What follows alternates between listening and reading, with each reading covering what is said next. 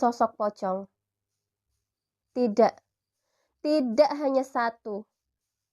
Pocong, kuntilanak, hingga makhluk besar menyerupai genderuwo memandangi kami dari setiap sudut ruangan pabrik gula ini. Kakiku bergetar. Nizar pun tak mampu menahan rasa takutnya.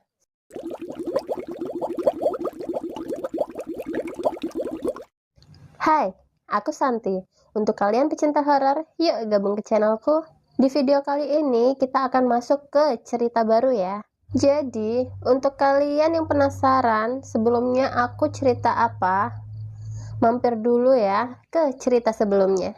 Oke, tanpa basa-basi lagi, kita langsung masuk aja ke ceritanya. Enggak, jasad itu harus kita kuburkan di suatu tempat. Gua nggak mau masuk penjara. Ucap Rifki kepada teman-temannya yang sedang panik. Gua nggak setuju. Kita harus bawa ke rumah sakit. Siapa tahu dia masih bisa diselamatin. Kali ini aku memberi pendapat, namun ditolak mentah-mentah oleh kedua rekanku. Gila, lu sendiri udah ngecek kan? Nafasnya udah nggak ada. Udah, nggak usah banyak bacot. Masukin jasadnya ke mobil. Ucap Reza tanpa mau mendengarkan pendapatku. Kami memasukkan jasad Rani ke mobil, mendudukkan seolah-olah dia tertidur di kursi belakang.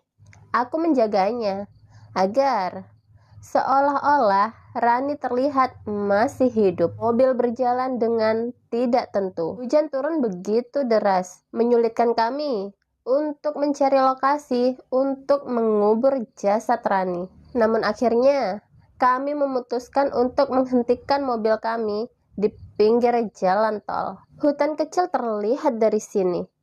Rifki berlari ke hutan itu, mengecek apakah ada orang lain selain kami di sana.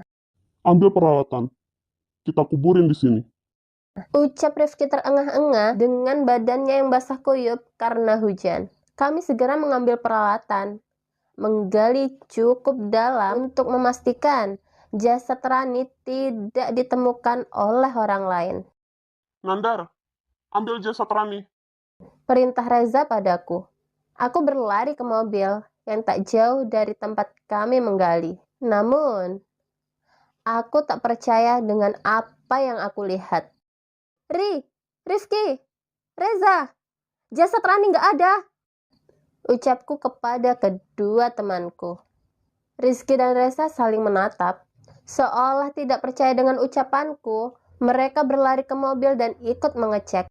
Tadi jasadnya ada di sini kan? Kita semua tahu itu. Atau jangan-jangan ada orang lain selain kita di sini. Tanya Rifki dengan cemas. Cari. Harus ketemu. Nyawa kita taruhannya.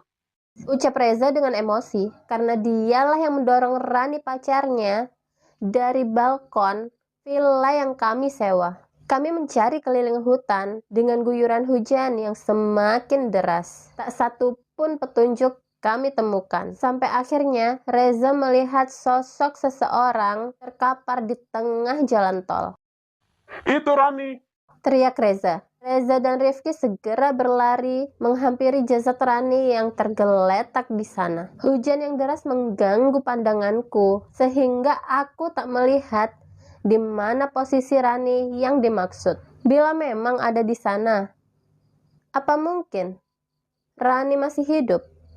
Reza berlari menghampiri jasad yang dia lihat. Rifki menemaninya, bersiap membopong jasad pucat dengan tubuh basah dan darah yang masih belum kering. Belum sempat mengangkat jasad Rani, mata Rani terbuka, memandang kedua laki-laki yang mencoba mengangkatnya.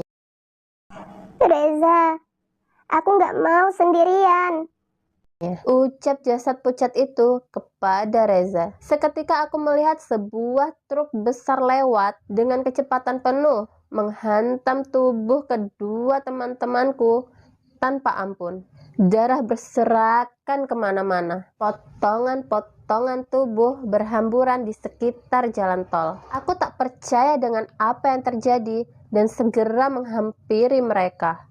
Namun, Belum sempat sampai ke sana, aku terhenti dengan sosok perempuan pucat yang berdiri di hadapanku di tengah derasnya hujan.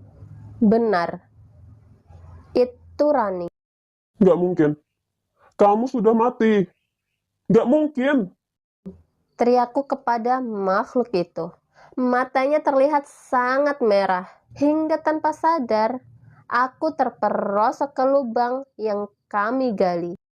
Lubang ini lebih pantas untuk seorang pembunuh. Ucap makhluk itu dengan mata penuh amarah. Seketika tubuhku tak bisa bergerak. Aku berusaha berteriak. Namun, derasnya hujan menyamarkan suaraku. Tumpukan tanah mulai berjatuhan menutupi tubuhku. Aku tidak bisa berbuat apa-apa. Hanya tangisan dan teriakanku yang pasti tidak akan didengarkan oleh siapapun. Tolong. Maafin aku, Rani. Teriakku sekuat tenaga, namun tumpukan tanah itu tetap jatuh ke atasku. Tolong. Oke, itu cerita yang luar biasa yang dikirimkan oleh Mas Nandar.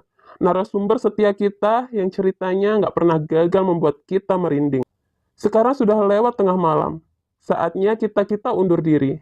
Terima kasih sudah mendengarkan Radio Tengah Malam. Saya Ardian, pamit undur diri. Aku melepaskan handphoneku. Suara tepuk tangan dari teman-temanku terdengar dari luar ruangan. Gila, cerita lu kali ini bener-bener bikin merinding. Ucap Nizar sambil menyambutku keluar ruangan siaran. Ini cerita orang, gue cuman bacain. Jawabku. Tetep aja, kalau bukan lo yang bacain, pasti nggak akan seserem itu. Aku menghampiri teman-temanku di luar ruangan.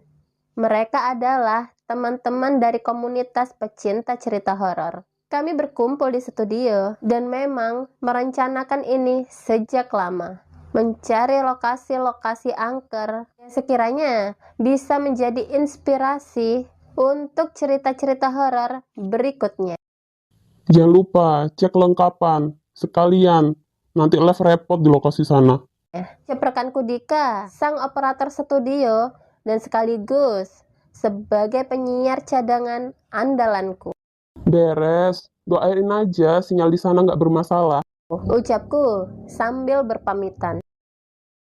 Kami berempat memasuki mobil dan berangkat menuju kota tujuan kami di Jawa Tengah. Kabarnya, di sana banyak lokasi-lokasi seram yang bisa kita eksplor. Aku tertidur selama perjalanan, hingga akhirnya mobil yang kami kendarai berhenti di guest house atau rumah singgah. Maklum, kami berangkat dengan budget yang pas-pasan. Jadi, rumah singgah adalah pilihan kami. Siang ini kita full istirahat ya. Sorenya kita siap-siap menuju pabrik gula, nggak jauh dari sini. Ucap Nizar. Yakin mau ke sana? Itu pabrik udah puluhan tahun nggak beroperasi loh. Bisa-bisa kita ketemu hantu beneran. Balas Ranto dengan sedikit keraguan. Tenang aja, kalau emang terlihat berbahaya, kita langsung cabut. Toh, kita cuma nyari cerita seramnya, bukan nyari hantunya. Ucap Didi meyakinkan Ranto. Aku menyelesaikan check-in di resepsionis dan menuju ke arah kamar. Terlihat seorang pegawai menawarkan untuk membantu membawakan tas kami. Karena ternyata letak kamar kami cukup jauh ke belakang rumah. Kami beristirahat seperlunya, mempersiapkan diri, dan berkumpul di lobi. Nizar kembali menyetir, dan Didi sebagai pencari informasi yang menunjukkan lokasi di mana pabrik gula yang dimaksud itu. Menjelang maghrib, mobil kami mulai memasuki lokasi yang menyerupai hutan. Namun terlihat jalur mobil masih dapat dilintasi di tempat ini. Tak lama, sebuah bangunan tua terlihat dari kejauhan. Pabrik gula besar yang masih terlihat kokoh, namun juga sudah dipenuhi dengan tanaman merambat. Suasana angker sangat terasa di tempat ini. Langit senja yang memerah menyempurnakan suasana misterius bangunan tersebut. Kita mulai dari mana? Tanyaku pada Nizar. Kalau pintu depan tidak terkunci, kita masuk dari pintu depan saja. Ranto berinisiatif berjalan menuju pintu depan untuk memeriksa. Ilalang-ilalang tinggi cukup menyulitkan langkah kami. Terlihat beberapa pohon pisang berdiri subur di dekat pintu masuk pabrik gula ini. Bisa, pintunya nggak dikunci. Info Ranto pada kami. Suara pintu besi yang terseret terdengar menggema dari pintu itu. Sebuah ruangan besar yang terisi mesin-mesin tua terlihat di hadapan kami. Tanpa sadar, hari sudah mulai gelap. Kami menyalakan senter yang sudah kami persiapkan untuk memperjelas penglihatan kami. Atap-atap yang telah rusak membiarkan cahaya bulan masuk untuk menerangi sudut-sudut bangunan ini. Kita nggak usah lama-lama ya. Jelas Ranto. Iya, gue aja sekarang udah nggak nyaman ada di sini. Ruangan demi ruangan kami masuki. Hanya ruangan-ruangan dengan tembok-tembok yang sudah lapuk dan mesin-mesin rongsokan yang terlihat. Kurasa ini cukup untuk bahan dokumentas dan materi live report nanti. Semua tidak ada yang aneh. Sampai akhirnya kami sampai di ruangan besar dengan pintu kayu yang terlihat cukup reot. Kami masuk ke dalam. Terlihat hiasan-hiasan kayu berbentuk topeng dan patung tertata di sini. Dan yang mencurigakan, terlihat daun pisang yang diisi dengan bunga-bunga. Sepasang dupa dan kemenyan terlihat masih menyala di sana. Itu sesajen. Apa ada orang lain selain kita di sini? Tanyaku kepada Nizar. Nizar tidak menjawab. Terlihat dia juga tidak nyaman dengan yang kami lihat. Kue jatahku. Mendadak, Didi berbicara dengan bahasa Jawa dengan suara yang tidak kukenal. Matanya melotot dengan seringai yang aneh di wajahnya. Aku panik dengan tingkah Didi.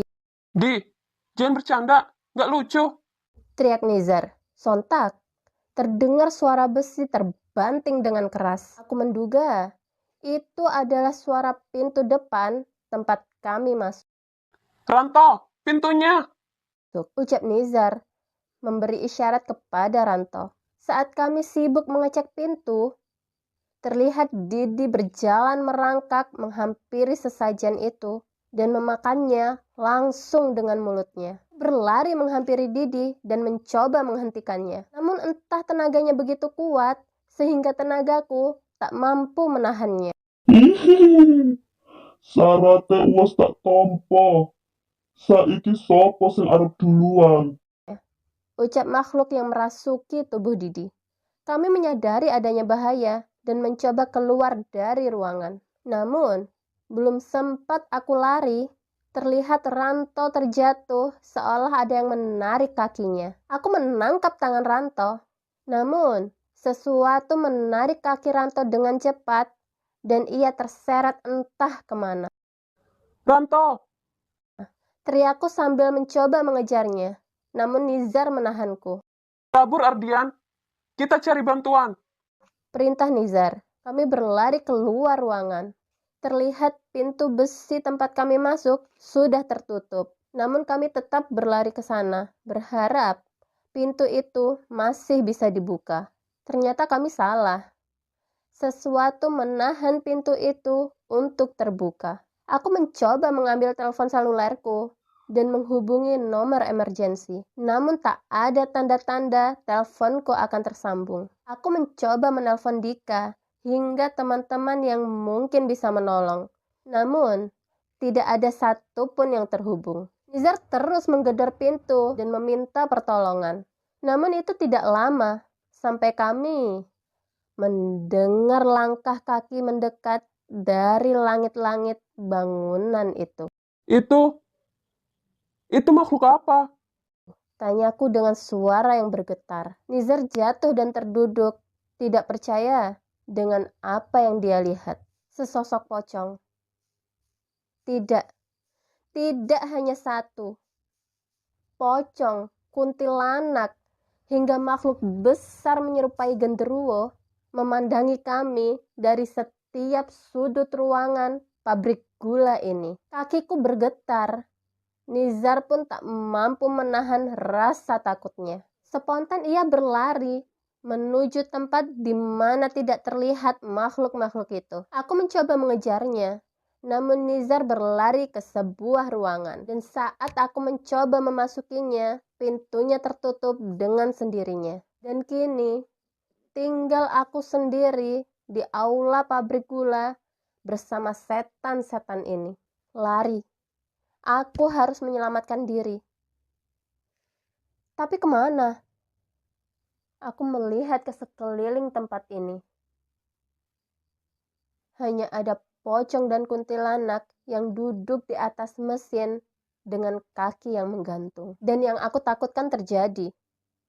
Didi merangkak keluar ruangan, menaiki mesin tua dan menjatuhkan dirinya hingga darah menetes dari kepalanya. Ayo, melu aku. Ucap Didi menghampiriku, merayap di tanah dengan tubuhnya yang penuh darah. Tolong, siapapun tolong.